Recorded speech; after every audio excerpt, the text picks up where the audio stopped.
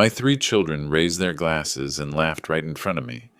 Then one of them said, "Dad, at your age you should really move into a retirement home." The whole table burst out laughing. In the very house I built with my own hands, I had become their joke. They thought I was old, outdated, and worthless. But they forgot one thing. A man who built an empire from nothing never dies in silence. A year later, the very house they wanted to lock me in, I turned it into a symbol of justice. This isn't a fairy tale. It's how a father turned humiliation into a legacy and betrayal into a lesson for a generation. If you've ever been humiliated, dismissed as a burden, listen until the end. Because this story will show you that justice doesn't need to shout. It only needs timing. Comment the name of your city, so I'll know that somewhere out there, people still believe dignity never goes out of style. Follow and ring the bell, because every day I'll share a true story, where silence becomes a weapon, and kindness becomes victory. March of 2024. The Ashley River winds carried that damp, early spring air only Charleston knows, moist river breeze mixed with brackish water and tender grass. I stood in the stone-tiled kitchen stirring a pot of jambalaya, Eleanor's recipe, my late wife's. She used to say, "As long as the rice is warm, the family's still together." I believed that until tonight. The old house on East Bay Street wore its years with grace. I laid out the linen cloth from our 1974 wedding, lit 3 candles, and played Eleanor's favorite jazz. I'd called this dinner not for celebration, but to mend the cracks that had widened over 3 years, until you could hear the wind whistle through them. I only wanted us to sit down and talk, not about shares, not about assets, just a family meal. The doorbell rang. Grant, the eldest, walked in first. Gray suit, open collar, holding an expensive bottle of wine. He glanced around the kitchen and smirked.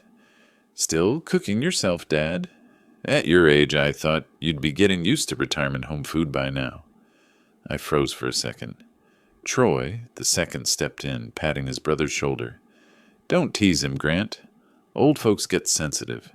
But honestly, Dad, they've got great senior places now. Quiet, clean, 24/7 care. You'd be much more comfortable." Evelyn came last, wearing a blue sweater, smiling awkwardly. "Come on, you two." Grant turned. "Oh, don't defend him. You know how stubborn he is. Every meeting, he brings up my time." "That time's over. This is our time now."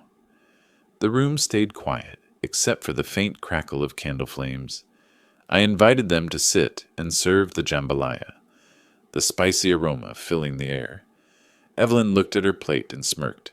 "You still keep the old recipe? People order takeout now. This kind of rice. Only old folks enjoy it." Troy added cheerfully, "Yeah, Charleston's not what it used to be, Dad. People move fast, think big. No more of that sit-by-the-stove life." I just smiled. Inside, the chill spread slower than the wine. Grant raised his glass, voice slick. "A toast to Dad, the man who finally stopped pretending to be a visionary." The table erupted in laughter. Even Evelyn laughed, a thin, paper-cut smile, soft but sharp. Troy tapped the table. "Anyway, Dad, you're retired. We'll handle things. Marin Group needs new energy, not nostalgia. You should think about settling down, really rest." I put my spoon down. Evelyn sipped her wine and spoke softly, as if afraid she wasn't grown enough to say it. "I don't want to sound harsh, but Grant's right. At your age, everyone should really stop pushing. Don't try any more, Dad." 1 sentence. 2 words. Don't try. They echoed in my head like metal grinding against stone. I heard my old teacher's voice again. "Poor Southern boys don't dream big." Back then I didn't reply.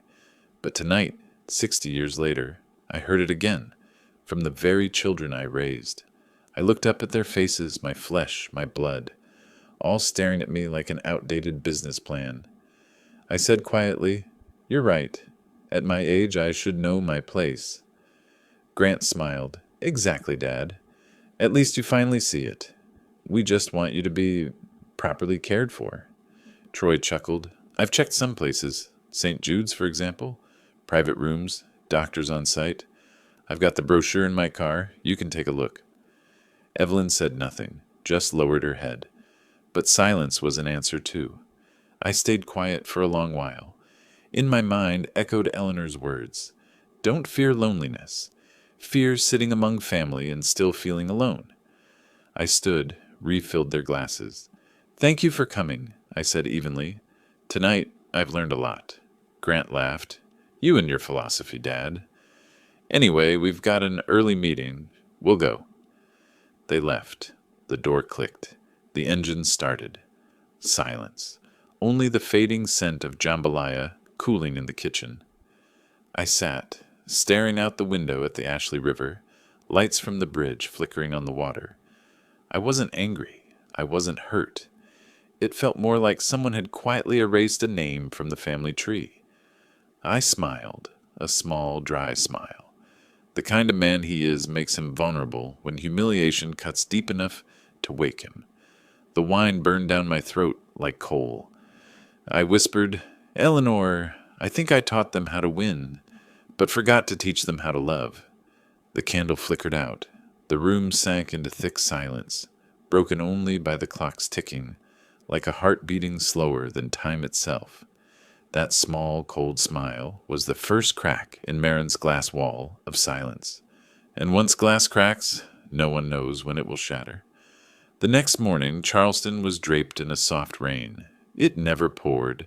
Here, just fell slow and heavy like mist, clinging to windshields and sliding down in thin lines that looked like the fingerprints of time.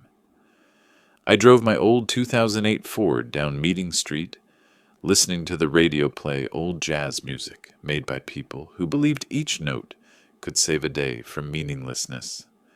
The car was faded, worn, its paint dull, but I never planned to replace it. People saw me and assumed I was a retired man, living off an old teacher's pension, enough for groceries, gas, and the power bill. I let them think so. Living simply makes people forget you, and sometimes being forgotten is the only way to see clearly. I stopped at a cafe on Broad Street and ordered a strong black coffee. The owner, Mark, once asked, Mr. Marin, why don't you switch to a smartphone? I just smiled. I've stared at enough screens for one life. Now I'd rather look at people. That was the first face of me. Caleb Marin, the ordinary man. People saw a polite old gentleman in a wool coat, living alone in a worn Charleston townhouse. Neighbors helped me with the trash, and grocery clerks offered senior discounts. I always said yes, and they thought I was one of the city's countless harmless old men. But there was another Caleb, the one none of them, not even my children, had met. The man behind the glass walls of the King Street office, the one who still signed contracts with the initials CM Holdings, the man this city owed for saving dozens of historic villas from collapse. If Caleb Marin was the shadow living in the past, then CM Holdings was the one rebuilding that past and selling it to the future. Both bore my name. The difference was, one drew pity and the other commanded debt. I founded Marin Heritage Group 22 years ago, after Eleanor passed. She dreamed of turning old houses into living spaces that preserved the memory of every brick. I made that dream into a company. Eleanor died in a storm. I remember that morning, the rain against the hospital window while I held her cold hand. After the funeral, I told no one about the insurance and inheritance she left behind. I took part in it to invest, part to seed CM Holdings, and vanished behind the paperwork. My name remained on the shareholder registry, but only as initials. No photos, no address. I wanted my children to stand on their own. I once told Eleanor, if they know I'm still wealthy, they'll stop trying. She was silent, then asked, and if they think you're poor, will they stop trying for you? I never answered, so I chose silence and let time experiment. For 2 decades I watched from afar, Grant ambitious, Troy cunning, Evelyn graceful, each a reflection of me, but missing the rarest part, gratitude. From time to time, my attorney, Margaret Rowe, came to the King Street office to audit the books. She was the only person who knew both faces existed.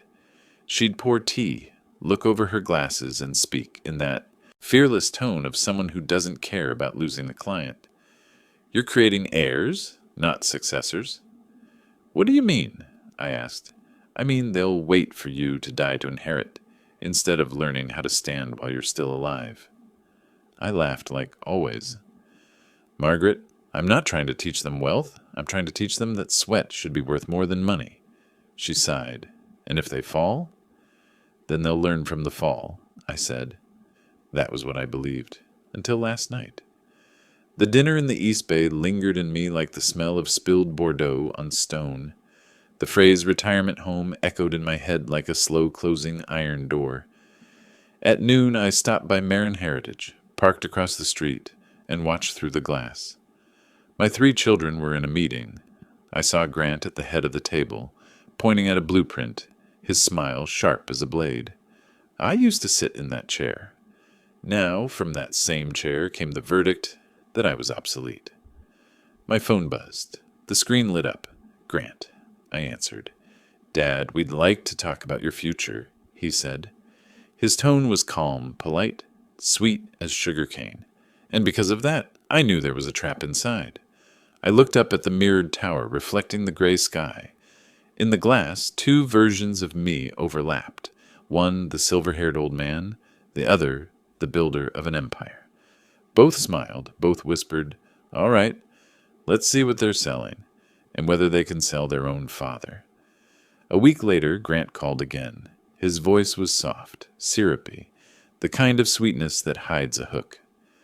Dad, we'd love for you to come over to my place in Mount Pleasant. Just something small to discuss. I asked, What's with all the politeness? It's about you, Dad. You'll be happy. I drove my 2008 Ford across the Ravenel Bridge. The sky that day blue to the point of dishonesty. Sunlight spilled over the river like liquid metal, glinting off concrete pillars, cold, flawless, and heartless, just like where I was heading.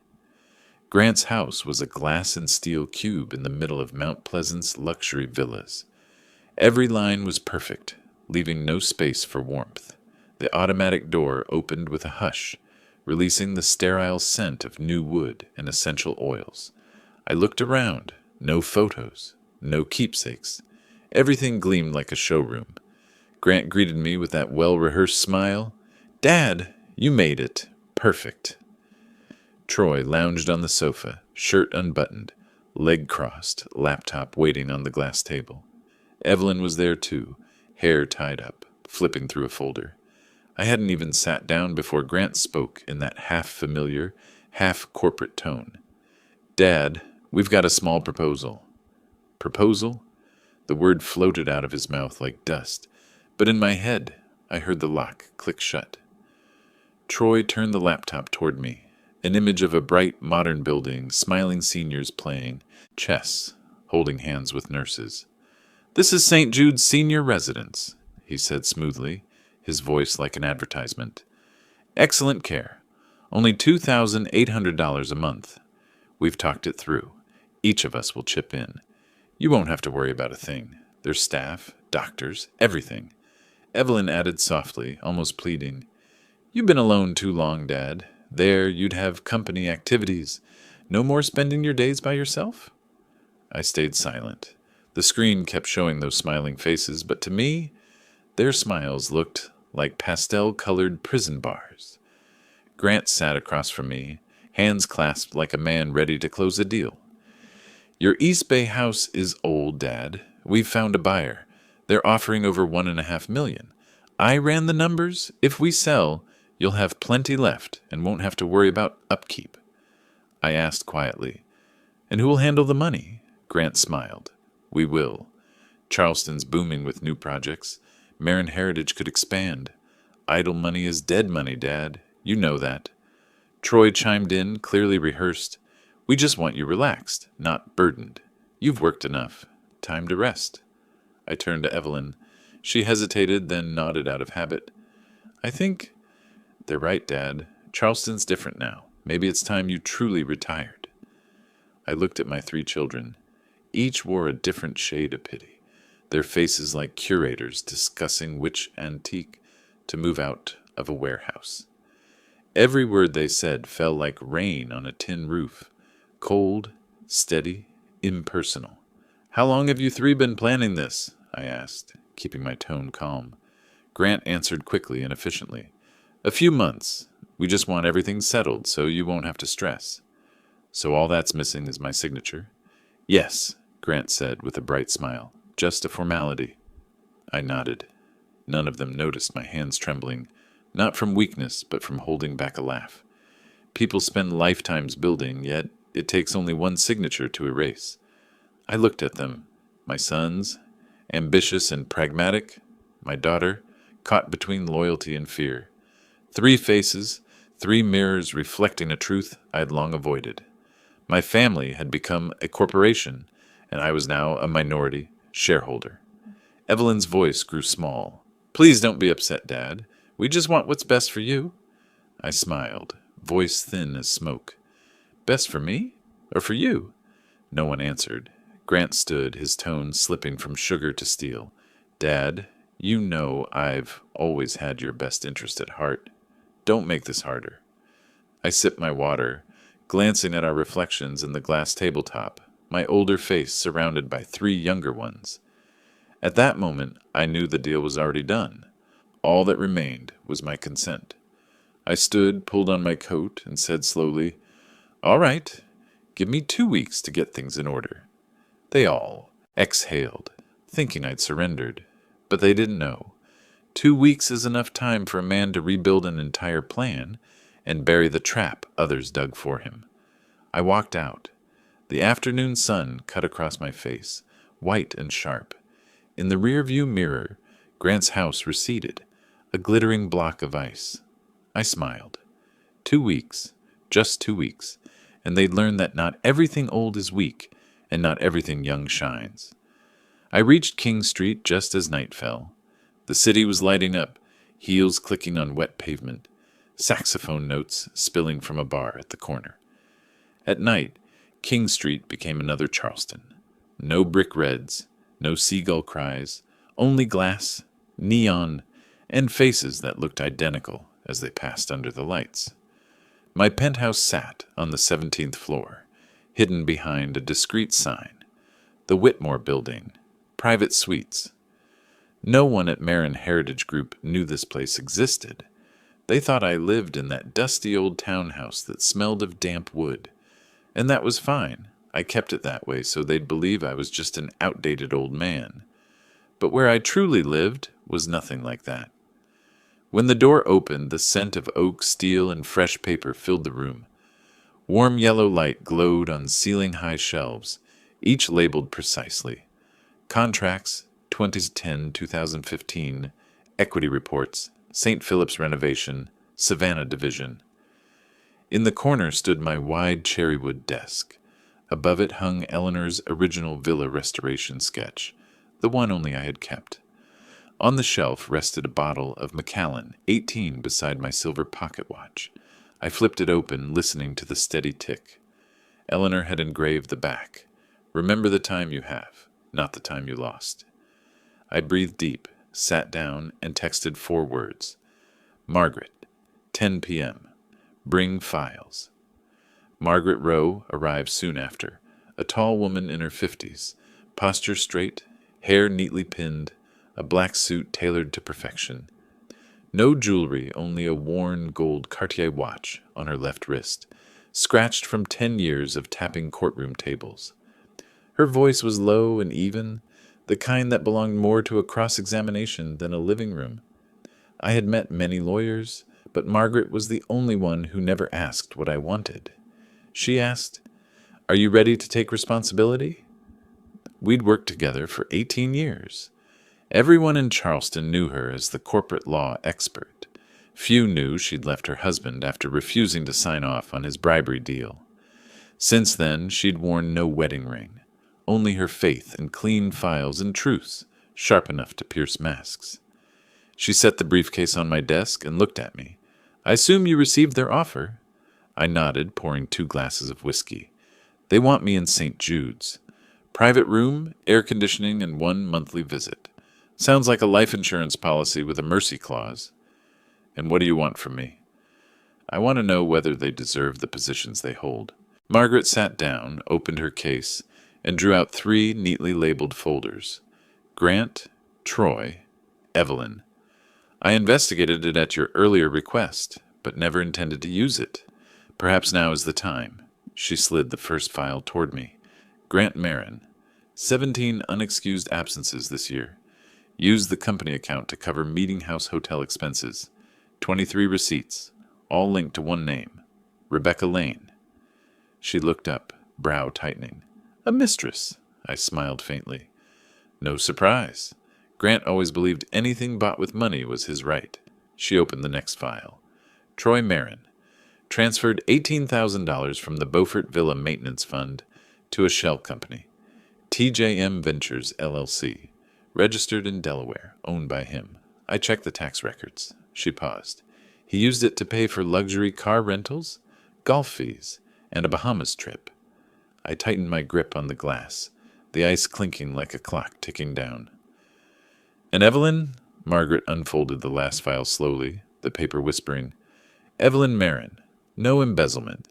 But she approved 2 falsified invoices created by Troy, marked as marketing expenses, totaling $4,600. Why? Internal notes say she knew they were fake, but signed, to protect her brother. I sat still. The whiskey had lost its taste, leaving only bitterness. They weren't just ungrateful, they'd forgotten decency. Margaret rested a hand on the desk edge. What will you do? I looked toward the window. Below, King Street shimmered with traffic lights, streams of money flowing endlessly to no known destination. I won't punish them, I said. I'll teach them. But the lesson, they'll learn it in public, she nodded. What should I prepare? I pointed at the computer screen. All internal logs of Marin Heritage, meeting records, emails, fund access. Pull everything. When do we start? I rose, turning toward the window. The city lights cast my shadow long across the floor. Tomorrow. We begin the silent audit. Margaret gave a slight smile, closing the folders. I'm used to your silence, Mr. Marin, but every time you break it, someone loses sleep. The door closed. In the quiet, only the pocket watch ticked, steady, relentless, counting down. I looked up at Eleanor's sketch on the wall. The city's glow flickered across the glass, making the room appear to burn from within. I knew I had just unleashed a storm. But some storms are necessary, because without thunder, people start to believe the sky will always stay gentle. People say, if you want to catch a clever man, don't chase him. Let him walk into the trap himself. I'm no cop and no detective, but 40 years in business taught me one thing. Truth doesn't need to be hunted, only placed in the right spot for it to reveal itself. Tuesday morning, I sat in the old East Bay townhouse, the one everyone in Charleston thought I lived in. Small kitchen, peeling paint, sunlight slanting through the window like an old film reel. I'd built that image deliberately, so anyone stepping in would believe I was truly weak, old, and harmless. I picked up the phone and called Grant. Son, are you free? The kitchen faucet is leaking. The plumber said he can't come for 3 more days. I heard the short, irritated sigh he tried to hide. Dad, you don't have to call me for little things like that. But fine, I'll come. 15 minutes later, Grant arrived in a pale blue shirt, carrying a shiny new wrench. He opened the cabinet, crouched down, pretending to tighten a pipe like a dutiful son doing his chore. I brewed coffee and set a cup on the table. Need to charge your phone? I asked gently. Looks like the battery's low. Oh yeah, thanks. He placed his iPhone on the table. I smiled, turned toward the living room where my laptop was waiting. 1 click, and the Find Me family tracking app finished installing, running quietly in the background. That app once helped our family share locations. Now it would help me find the truth. 5 seconds, no more. While he tightened the pipe, I said softly, Good job, Grant. Without you, I'd probably have to bathe with a bucket. He laughed, unaware that in that very moment he'd helped me fasten the first loop of the noose around his own neck. 3 days later, the location data appeared. I sat in my King Street penthouse, screen light reflecting off my lined face, glimmering in the whiskey glass beside me. 3:00 p.m., Grant left the office. 3:22 p.m., stopped at Meeting Street Inn. Duration 2 hours and 18 minutes. Next day, same pattern. And the next. Not a single slip, not an accident. Just a rhythm repeating itself like a schedule carved into stone. 3 weeks, 14 visits, 1 hotel, 1 woman, 1 latte charged to the company card. I stared at the data and felt no anger, only coldness. When deceit becomes routine, it's no longer a mistake. It's a lifestyle. Grant was the first step. From him I learned that arrogance breeds carelessness. But Troy and Evelyn were different, more guarded, defensive. If Grant taught me to track footsteps, the other two would teach me to read between lines of data. Starting tomorrow, I wouldn't just follow Grant's movements. I'd follow the fingerprints of every Marin, through emails, expenses, and every single click. Meanwhile, Margaret texted me. Troy accessed the maintenance fund after hours. IT is logging everything. I opened the report. 10:24 p.m., Troy's personal IP logged into the accounting server, transferring 2 data packets, labeled Maintenance Charges Al-Haluki, into a temporary folder. That's what small-time thieves do. Park files, delete them, thinking no one will notice. But I'd told Margaret from the start, don't delete, just mirror. I leaned back, staring at the ceiling, feeling like I was watching a play I'd written myself. The liars performing, and me, just making sure the spotlight hit them right. Then there was Evelyn. Friday afternoon, she received an audit email. Expense ID A Thurstats Order B. Missing original documentation. Please verify. Evelyn stared at her monitor, heart pounding. She knew exactly what it was. Troy's fake invoice. The one she'd approved. She could reply, explain, and clear her name. But she chose the worst option, silence. 11 minutes later, the system recorded, user Emerin confirmed. 1 electronic signature. 1 blade carved into her own integrity. I printed everything, tracking data, access logs, emails, and invoices. Each packet sealed, stamped in red, cold, and final, like an unopened verdict. I pressed gold wax over the seams, labeling each envelope. Evidence, internal ethics audit. Then I locked them in the safe, turning the key 3 times. The final click echoed sharply through the room, making me shiver. In the quiet, I spoke softly, to myself, or perhaps to Eleanor's memory. We once taught with kindness, thinking love could make people repent. But love can't fix those who've forgotten shame. Sometimes, to save someone from falling, you must let them hit the ground, so the earth itself teaches what the heart couldn't. That evening, Margaret called. All files complete. When should we hold the meeting? I glanced at the clock. When they come to take me to the nursing home, I said, we'll invite them to the office instead. Silence lingered before she replied gently, Sounds like both sides have their own trip planned, Caleb. I chuckled. Yes. The only difference is I know my destination. They don't. In the King Street vault, the golden seals shimmered under the light. Outside, St. Philip's clock tolled 12 times, each chime counting down to the moment my children would believe they'd won, unaware they were already on their way to the building that bears their father's name. I once heard people say, growing old is like returning to childhood. But the moment I stepped through the doors of St. Jude's nursing home, I understood that growing old isn't returning to childhood at all. It's returning to the stage of life where others decide where you should live, what you should eat, and how many times a month you deserve to be seen. Saturday morning, Charleston was overcast. The Ashley River lay still, oak branches drooping low, as if bowing to a man being escorted into a white brick holding cell. Grant came to pick me up in his new BMW. Opening the door as though doing me a favor, I closed it gently, face calm. heart so cold I didn't need the air conditioning. When Grant called to say he'd drive me, I'd already activated his route tracking app. As for the other two, I knew they were busy with their new plan, the one I had quietly set in motion. Today wasn't about touring a nursing home. It was about seeing what the border between care and abandonment truly looked like. The gate of St. Jude's opened with the heavy groan of metal hinges. The air smelled of disinfectant, lukewarm oatmeal, and time condensed into dust. An old man sat in the hallway, eyes fixed on a television rerun of a 1990s game show. Every burst of applause made him flinch, then smile weakly. A young nurse passed by and asked Grant, "Your grandfather?" Grant chuckled, pointing at me. "No, my father. But getting close."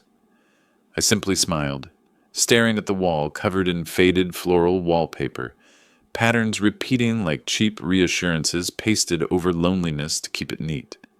The manager appeared, white coat crisp, voice polished to corporate perfection.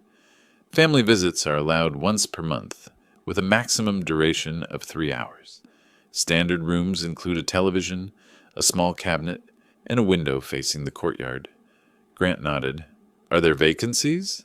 "Yes, but to secure a spot, a deposit is required." I gave a dry laugh, my tone like cement dust. "An air-conditioned graveyard? How civilized." She hesitated a beat, then smiled the way people do when trained to. "We try to make it feel like home." "I suppose home also has a call button instead of a child's voice, doesn't it?" I said. Grant nudged me lightly. "Dad, don't make it hard for her. It's just a preview." As we left St. Jude's, I turned back toward the row of small windows. Behind the glass, a few aged faces watched us go. Not resentful, not hopeful, just the eyes of people who had accepted being erased by the world. I exhaled, the breath colder than Charleston's sea wind. Grant started the car, smiling as he turned the wheel. "Don't worry, Dad. We already made the deposit." I glanced at him and saw in his eyes the shine of a man convinced he'd done the right thing. I said nothing. I only tapped send on the message I had written the night before. "Prepare the conference room. Monday, 2 p.m. The screen went dark, reflecting my face in the gray noon light, the face of a father who had just been taught that family love could be priced at $2,800. The BMW sped off as church bells rang in the distance. Inside the car, Grant turned on the radio. A smooth voice spoke about programs supporting lonely elders in South Carolina. I looked out the window, saw my reflection against the clouds, and knew, this time, my silence would no longer be patience. It would be judgment. Some meetings need no invitation, only a conscience that knows it must show up. Monday, 2 o'clock in the afternoon, the conference room on the 8th floor of Marin Heritage Group's Broad Street headquarters lit up earlier than usual. I arrived 15 minutes ahead of time and sat in the chair reserved for the honorary chairman, a seat they hadn't invited me to occupy since the day I retired. The room was wide, its glass walls reflecting Charleston outside, the old rooftops, the shimmer of the Ashley River, and the spires of churches that seemed to remind mankind that sins are always witnessed. On the walnut table, 3 files had been neatly arranged. Grant, Troy, Evelyn, each sealed with gold wax, stamped in cold letters. Evidence, internal ethics audit. Margaret Rowe stood by the window, recorder in hand, face calm like a prosecutor awaiting the opening of a trial. "Everything's been backed up," she said quietly. "Your 3 children will arrive in 10 minutes. I nodded, sipping my tea. "Good. Today we only read the truth." Exactly at 2, footsteps echoed down the corridor. The door opened. Grant walked in first, followed by Troy and then Evelyn. 3 faces, 3 expressions: confidence, defiance, and fear. Grant spoke first. "Dad, you called a company audit meeting. Why not let the CFO handle it?" I looked up, voice steady as if commenting on the weather. "Because I'm the one who hired that CFO, and because today Marin Heritage Group needs to remember who founded it. I rose, placing a hand on the table. Good afternoon. I'm Caleb Marin, founder and principal owner. Silence. I could hear the clock ticking. Evelyn's eyes widened. Grant froze as if seeing a ghost, and Troy gave a nervous laugh. You're joking, right, Dad? I turned to Margaret. She powered on the projector. Behind me, the Marin Heritage Group logo glowed, followed by a series of images, figures, and evidence slides. Grant Marin. 17 unexcused absences in the first quarter. Corporate expenses billed to Meeting Street Inn. 3:22 p.m. Repeated 14 times. Company credit card used to pay for lattes and champagne for two. I paused, looking at Grant. A man can err out of desire. But when he funds that error with company money, he becomes a thief. Grant flushed red, slamming the table. You can't do this. I can, I said evenly, and I will, because no one else has taught you this lesson. Troy Marin. Maintenance Fund, Category Restoration, Phase 2, $18,000 wired to TJM Ventures, LLC, a shell company you created. Tax report amended 3 times. Unreported funds. I pointed at the screen. That's your signature, Troy. He clenched his fists, stammering, I just borrowed it. Borrowing without returning is stealing, and if you plan to argue further, remember, this company doesn't exist to teach law, but to teach ethics. Evelyn Marin. Approved falsified invoice. A324B. Concealing her brother's actions. I stared at her for a long moment. Evelyn broke down crying. I just did what he asked. I didn't want to lose them. I nodded slowly. Silence in the face of wrong is still a sin, my dear. People don't lose family by telling the truth. They only lose the illusion of it. Grant shot to his feet, shouting, You're destroying this family. I raised my head, gaze sharp as steel. I'm rebuilding the foundation. What you call a house has been rotting for years. You just never dared to knock down the walls to see. Margaret pressed the intercom. 2 security officers appeared at the door. I gestured. Escort Grant and Troy out. Their access and duties are suspended until the audit is complete. From now on, Marin Heritage Group will be run by those who understand that justice doesn't need a press release. Grant struggled. Troy hung his head. I raised my hand to stop them. Before you go, remember this. There are 2 kinds of people, those who chase money and those who do what's right. If one day you wish to return to the right side, this door will still be open. I looked directly at Grant, then at Troy, but only once. Next time, it will stay locked. Grant's face burned with anger, his fists trembling. Troy said nothing. His eyes carried a flicker of guilt and fear.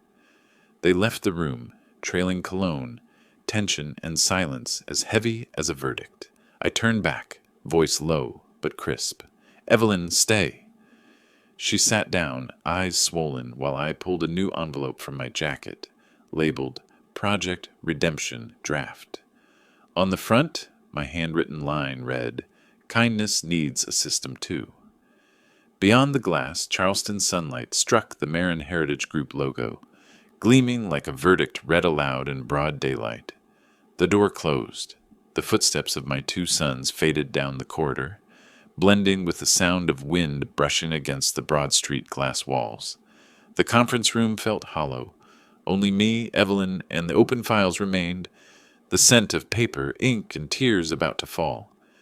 Evelyn sat still, her hands tightly clasped. No more sobs, only a tightness lodged in her throat. Then she spoke, her voice breaking as though she had to fight herself to let the words out. I was scared, Dad. I just wanted to be seen. I thought standing with them was the only way to be loved. I looked at my daughter and saw in her eyes the reflection of Eleanor's long ago, the eyes of someone who always believed love could redeem anything, even arrogance. I answered slowly but firmly, Fear isn't wrong, but choosing the wrong side is betrayal. Evelyn lowered her head, tears falling onto the table, smudging the red seal's ink. I opened the drawer and took out an old notebook, dark leather cover, edges worn smooth. You know this book? Evelyn wiped her eyes and nodded. It's Mom's journal. I turned to the last page and handed it to her. The handwriting slanted gently, soft as breath. If you want to keep our child, teach her to know shame. I closed the notebook. Your mother understood better than anyone. A child without shame will never understand love. Evelyn sank to her knees, placing her hands on my knees. Dad, I'm not asking for forgiveness. I'm asking for a chance to make it right. I rested my hand on her shoulder, trembling slightly but steady. Forgiveness isn't a gift. It's a duty. If you truly want to start over, prove that goodness can yield profit, just like money. Evelyn looked up, eyes wet, but clearer. How, Dad? I pulled a thick envelope from my briefcase and placed it on the table. The words printed on it read, The Marin Foundation for Abandoned Elders, Draft Charter. I pushed it toward her. This is your second chance, and your first test. Evelyn's hand shook as she opened it, revealing the foundation draft, stamped with the Marin Heritage Group seal. I spoke slowly, each word landing like a nail into wood. I've seen too many old people left behind, not just at St. Jude's. You'll help me turn that place into somewhere people are remembered, not forgotten. Evelyn whispered through a tremor, You trust me that much? No, I said, but I trust that you're ashamed at the right time. And that's the beginning of change. She broke down crying, not the cry of guilt, but of courage rediscovered. I let her cry, because tears now didn't weaken. They cleansed. Evelyn clutched the file to her chest as if it were life itself. Outside, Charleston sunlight streamed through the glass wall, casting two shadows on the floor, one bowed, one steady. Between them, the words on the folder shimmered. Kindness needs a system, too. News travels faster than the Charleston wind. Within 24 hours of the emergency audit meeting, the Post and Courier ran a headline that filled half the front page. Hidden founder ousts his own children from Heritage Group. Retired teacher and preservationist Caleb Marin revealed as the true founder of Marin Heritage Group, the company that restored dozens of southern villas over the past 2 decades. They reused a photo of me from a 2008 conference, face calm, eyes distant. The caption read, The Silent Man Finally Speaks. That morning I sat in a small cafe at the corner of Broad and Church, where early sunlight streamed through the glass, stretching long across the old tile floor, the clink of spoons in porcelain mixed with the murmur of locals gossiping nearby. That old man was the founder, a middle-aged man said loudly. I thought it was his sons. The woman with him sighed. They say he wrote the original preservation clause for the Charleston Dockyard Project. Without him, those villas would have been rubble. And his kids tried to put him in a nursing home. Lord, have mercy. I stayed silent, head lowered over my coffee, not from joy or pride, but because I could feel the weight of dignity returning, slowly but unstoppable. 2 days later, WCBD Channel 2 aired, State Tax Board opens preliminary investigation into Marin Heritage Group. Interim board members, Grant and Troy Marin, are required to submit personal asset disclosures. At the same time, Regions Bank issued a notice. Grant Marin's credit account temporarily frozen pending source verification. And Troy received a field audit notice from the IRS, scheduling reconciliation within 30 days. Without a word from me, Justice began speaking the language of ledgers. Margaret texted me, Phase 2 complete. Public sentiment is in your favor. I replied, They don't need to defend me. Just remember. That afternoon, I walked along the Battery Promenade. People who once pitied me now smiled and nodded. An old flower seller pressed a sprig of lavender into my hand. You're the man who saved the Donnelly house, aren't you? I used to work there. I nodded. Thank you, ma'am. I only saved the bricks and wood. People like you kept the memories. In Charleston, honor doesn't live in banks. It lives in bricks and handshakes. And today, The city shook my hand again. While the public storm raged outside, inside the King Street office, Evelyn and Margaret Rowe worked quietly like two engineers repairing the foundation of a leaning building. When I entered, they sat across from each other among stacks of files. Permits, drafts, budgets, and bylaws. Margaret looked up. The old St. Jude's property. City Council approved the transfer. Evelyn added softly, I met with the architecture office. They'll preserve the main structure. We'll convert it into a community care home for abandoned seniors. I nodded, glancing around the room. Amid the piles of paper sat a small photograph. Me, Eleanor, and the 3 children in front of the first house I ever restored. The colors had faded, but Eleanor's gaze was the same. Gentle, steadfast. Dad, Evelyn said, I've donated last year's Heritage Group bonus to the foundation. It's not much, but enough for the first materials. I looked at her ink-stained fingers, the hands of someone learning that goodness also has a cost. That night, I received a handwritten note from James Harlan, president of the Charleston Heritage Preservation Society. We never knew who truly stood behind Marin Heritage Group. Now we do. Thank you for preserving the city's soul. Attached was a card, blue ink reading, Justice doesn't need applause. It only needs light. I smiled. Eleanor had said that the day I was fired from the project board in 1999 for refusing to commercialize historic homes. 26 years later, her words returned, not as comfort, but as certification. Meanwhile, across town, Grant raged in his sealed-off office. An ex-employee told Margaret he smashed a Bordeaux bottle against the wall when the bank froze his accounts. Troy, the self-proclaimed cost management expert, now faced an IRS audit notice. He called Evelyn at midnight, but she didn't answer. Sunday morning, as I walked through the Old Market Street, a group of Charleston University students handed out flyers for the restoration of St. Jude's, now renamed the Marin Foundation for Abandoned Elders. The flyer read, Because even the forgotten deserve a home.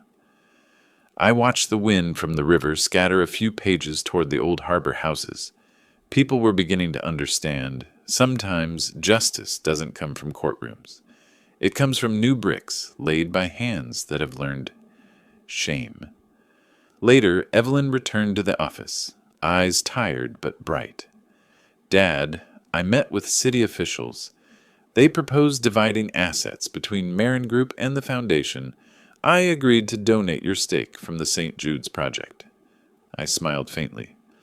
Already signed. Just finished the paperwork. Margaret added, firm as always.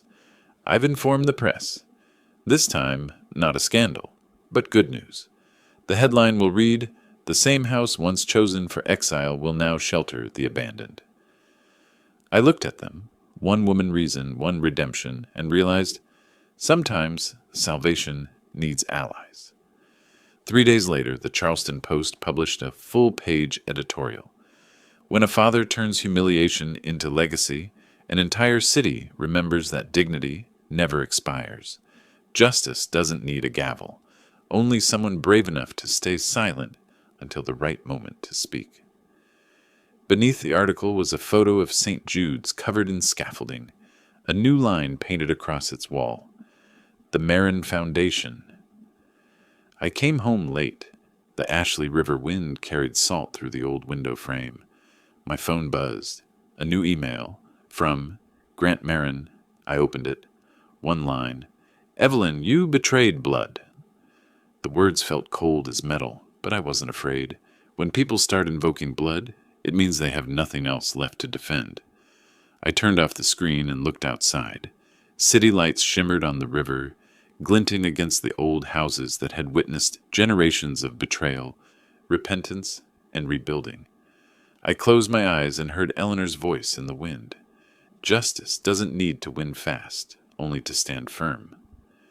That morning, Charleston drizzled, the kind of fine, quiet rain that felt like the city was washing off an old layer of dust. On Meeting Street, once a symbol of faded grandeur, the old St. Jude's senior residence had been reborn. A new brass sign gleamed against the red brick facade. The Marin Foundation for Abandoned Elders.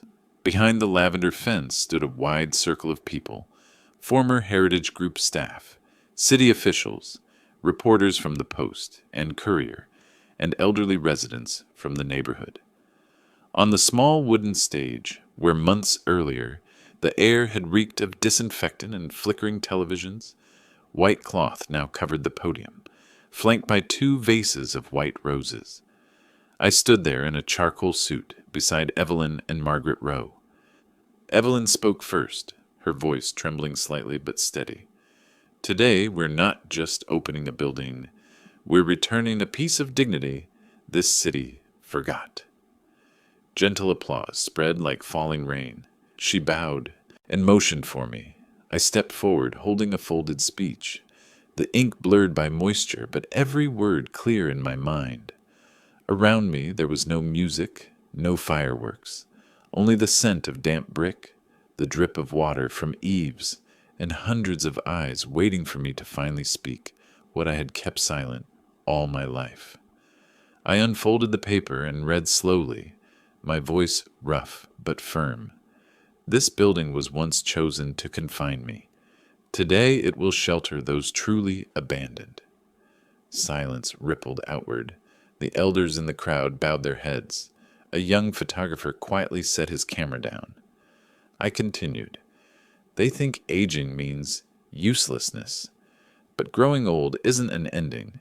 It's a test to see who still has the humanity not to turn away. I looked up toward the second-floor window where I had once sat alone in the visitation room, while Grant and Troy discussed my comfortable new home. Now that the window held new glass, clean white frames, and beds with teal blankets, each with a small vase of flowers. I faced the crowd again, voice steadier. I used to believe justice only arrived through judgment. I was wrong. Real justice is when you turn your own humiliation into someone else's refuge. The applause grew stronger, not loud, but weighty with understanding. Margaret Rowe stepped forward and handed me a thick envelope. I opened it, withdrew a large check bearing the Heritage Group logo, and placed it on the podium. $3,200,000, drawn from my personal shares in Marin Heritage Group. I once kept this money for the day my children might betray me, I said, looking at Evelyn. Now I'll use it for the day others are abandoned. Evelyn bowed, her tears blending with rain. Margaret stood still, her smile equal parts pride and sorrow. Cameras flashed. A reporter called out, "Mr. Marin, do you regret cutting ties with your sons?" I met the lens and answered calmly, "I didn't cut them off. I simply stopped pretending those ties still existed." The crowd fell silent. No one asked again. After the speech, Evelyn guided guests through the renovated interior. The common room glowed with light, and children's drawings hung on the walls, labeled "For Our New Grandparents." From the open kitchen came the warmth of chicken soup. The first residents entered, moving slowly but smiling like people finally allowed to be human again. I stood at the doorway watching them sit, their laughter rising softly through the rain, a sound St. Jude's hadn't heard in years. As the ceremony wound down, Margaret approached. "You should rest. The rain's getting heavier." I nodded, about to leave, then noticed a figure across the street, a dark coat collar turned up, shoulders trembling under the rain. It was Grant. He stood among passers-by unnoticed, hands in his pockets, eyes fixed on the new sign. He didn't speak or step forward, just watched, soaked, expression torn between anger and remorse, as if he couldn't name what he felt. Evelyn saw him too. She squeezed my hand, but I signaled silence. Some apologies can only be spoken through a look. I walked to the edge of the steps. The rain poured down, heavy as iron. Grant didn't move. Our eyes met through the curtain of white water. I didn't nod. I didn't turn away. I simply looked back, long enough for him to understand that forgiveness isn't reunion. It's acceptance that justice has done its work. Grant turned and walked off, his footsteps heavy on the wet pavement. Streetlights reflected on the new bronze plaque by the door, from abandonment to belonging. The rain kept falling, and I knew some storms don't wash away guilt. They simply let people begin again. A year had passed since the Marin Foundation opened its doors. Charleston had changed, or perhaps it was only that I had changed the way I saw it. The city now seemed calmer, or maybe I had simply stopped seeking noise. On autumn mornings, I would sit on the wooden porch overlooking the Ashley River, a steaming cup of coffee beside me, listening to the distant bells of St. Philip's. It was the sound of souls at rest, and of a man who had finally learned what silence truly meant. That afternoon, as sunlight slanted through the oak branches, Evelyn appeared holding a pale yellow envelope. She stood quietly for a long moment before speaking. "A letter from Grant, addressed to you." I looked up, meeting the mixture of strength and hesitation in her eyes. "Have you read it?" "No, I didn't dare, but I think you should." I took the envelope. The handwriting was familiar enough to tighten my chest, rushed, slightly tilted to the right, like a man trying to hold on to something slipping away. I opened it. The paper inside was creased, the ink blurred in places. "Dad, I don't know if I have the right to write this, but I have to try. I lost my job. Marlene left last month. The bank is foreclosing on the house in Mount Pleasant. But the worst part isn't losing all of that. It's that every time I look in the mirror, I no longer recognize the man staring back. I know I did wrong, and nothing can erase what I did to you. But Dad, I really think you went too far. You made the world turn its back on me. You left me no chance. I just want one word, even a small one, that you still see me as your son. I'm sorry, truly sorry. Grant." I finished reading, folded the paper, and set it on the table. Evelyn watched me, waiting. "Are you going to answer him?" she asked softly. I said nothing. Outside, the wind hissed faintly through the porch beams, carrying the scent of damp oak leaves. I poured more coffee, took a sip, then said, "You know, he regrets it, but not for the reason you think." "What do you mean, Dad?" "He regrets losing his job, his house, his reputation, but he doesn't regret losing his integrity." Evelyn sat down, eyes shining. "Maybe he just doesn't know how to say it yet." I shook my head, voice lowering. "If someone truly repents, they don't say it with words. They show it with action. I've waited a year to see if either of your brothers would walk into St. Jude's, look me in the eye, and say, 'I understand now,' but they haven't. They only write letters, and in those letters, they still play the victims." I rose and stepped onto the porch. The sun was setting, casting gold across the river. The wind stirred the curtain, and the waves hit the banks with the rhythm of an old heart that refused to rest. I turned back. "Bring me a pen and paper." Evelyn hurried off and returned with Eleanor's old leather notebook and her fountain pen, the same pen that had signed contracts, wills, and love letters when we were young and broke. I uncapped it and wrote slowly, each word bleeding gently into the page. "Grant, I received your letter. Perhaps you expect forgiveness, or at least some softness. But forgiveness isn't an act, it's a process, and it begins with truth. You say you've lost your job, your house, your name, yet you omit the only thing you truly lost, your character. Repentance doesn't begin with tears. It begins when you stop mistaking pity for love. Pity is feeling sorry for yourself. Love is realizing that someone else was hurt by what you did. When you understand that difference, I'll be ready to read your next letter. Until then, I wish you enough loneliness to learn the value of honesty. Caleb Marin." I signed it, folded the page, and sealed it with the Marin Foundation's wax stamp. Evelyn lifted it gently, her fingers brushing the fold. "Should I send it for you?" "No," I said. "Let him come and get it. If he doesn't, he's not ready to read it." She nodded silently. We sat together on the porch as drizzle began to fall. Charleston at dusk glowed in muted amber. The gas lamps along the street flickered to life, their reflections trembling in puddles, like memories looking back at themselves.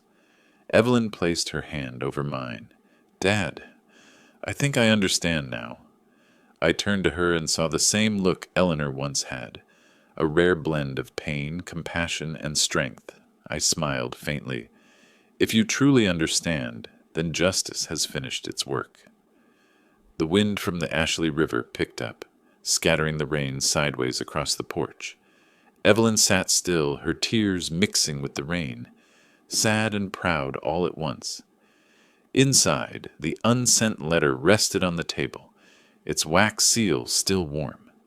Outside, the Charleston sky seemed newly washed, quiet, solemn, and heartbreakingly beautiful. April of 2026. Charleston Restoration Gala. 2 years had passed. Charleston was still the same. The cobblestone streets, the lavender porches, and the Ashley River carrying the scent of salt and sunlight. But for me, everything had changed. The Marin Foundation had become part of the city. The old St. Jude's building was no longer a place people avoided, but one they sought out. On the bronze plaque outside, the words engraved by Evelyn's hand glowed at sunset. Where abandonment ends, dignity begins. In 2 years, the foundation had restored more than 40 southern villas and given hundreds of elders shelter, small jobs, and a community to talk, play music, and grow plants. I had visited some of them, in Savannah, Beaufort, even Georgetown, and everywhere I saw the same small sign, supported by the Marin Foundation. People no longer whispered about the Marin family scandal. They called it the Marin Awakening. That night, the city held the Charleston Restoration Gala, an annual celebration honoring those who preserved its heritage. I arrived late, wearing an old faded suit. Evelyn was the keynote speaker. The Broad Street hall shimmered with candlelight, the cello mingling with the scent of wine and old wood. People murmured, "That's the daughter who once defied her father and later helped him build the foundation." "No, that's the one who did what her brothers never dared." Evelyn stepped onto the stage in a pale blue dress, the light reflecting off her hair, blending her with the soft glow of candles. When she took the microphone, the room grew still. Her voice was calm and slow, but firm, like the rhythm of waves. 2 years ago, she said, I thought justice was punishment. Today I understand it's a chance to begin again. She paused, breathing deeply, her eyes finding mine in the front row. My father taught me that silence can be a sentence, and forgiveness, the only appeal. Applause thundered, honest and full. Some of the elders wiped their eyes. Evelyn smiled gently, bowed, then added, Without him, I'd never have learned that kindness isn't weakness. It's the only strength that outlasts time. I stood and walked toward the stage. Each step felt heavy with memory, yet light with peace. In my hand was a small blue velvet box. Facing my daughter, I opened it. Inside lay Eleanor's necklace, the old silver chain with a teardrop pendant engraved with lavender. Under the lights, the stone shimmered pale blue like breath. My voice was rough but steady. Your mother wore this on her wedding day. I want you to have it, not to remember us, but to remember that kindness should never be mistaken for weakness. Evelyn's hands trembled as she took it. Tears streamed down, yet she smiled. The audience rose in applause. I bowed slightly and squeezed her hand, the same hand I once thought I'd never hold again. After the ceremony, I stepped onto the balcony overlooking the city. The bells of St. Philip's tolled in the distance, each note fading into the wind. The sunset cast a bronze glow across the river and the old houses, solemn and serene. Below, guests exited the hall, laughter blending with the sound of the tide. Evelyn stood in the courtyard, arms full of flowers, waving up at me. I looked down and spoke softly, not loud enough for anyone else to hear, just enough for the wind to carry. One child who chooses to make things right is enough to redeem the name Marin. I turned back inside. On the table lay a new photograph, the foundation's opening day, me beside Evelyn and several smiling elders, St. Jude's shining behind us. Next to it was a note left by Margaret Rowe. Justice has completed its work. The rest, you must live. I smiled. Outside, the April rain began to fall, gentle as a blessing. I left the hall and walked along the riverbank. The cold wind carried the scent of wet wood and sea salt. Across the water, reflections from the restored villas stretched in rows, each light like a forgiven soul. I stopped at the old pier where Eleanor and I once sat in 1974, pulled a worn photograph from my pocket. Two young dreamers who believed love could save anything. I whispered, my voice dissolving into the breeze. Eleanor, we did it. The Ashley River shimmered. The church bells echoed one final time, like an answer. And I knew justice had been served, love reborn, and the Marin legacy restored. Not through power, but through compassion and the courage to forgive. If you've listened this far, perhaps you understand that stories of justice don't live only in courtrooms. They live in the choices people make when faced with betrayal. Caleb Marin did not seek revenge through violence. He rebuilt justice through mercy, turning the place meant to bury him into a home for the forgotten. And in the end, he learned that a single child choosing to make amends can save an entire family name. Remember this: silence at the right moment is the fairest sentence, and forgiveness, when given to the right person, is the highest form of justice. If you've ever been misunderstood, belittled, or cast out of a home you built, believe that truth will always find its way back. Sometimes a calm smile is enough to make the proud bow their heads. If you believe dignity never goes out of style, leave a dot in the comments. Write the name of your city so we'll know that wherever you are, there are still people who believe in justice and kindness. Follow the channel, because every week I'll share another story where silence becomes a weapon and compassion becomes victory. The Marin legacy may end here, but the journey of justice continues. Somewhere out there, someone sits in silence, waiting for the right moment to rise, calm, precise, and without shouting.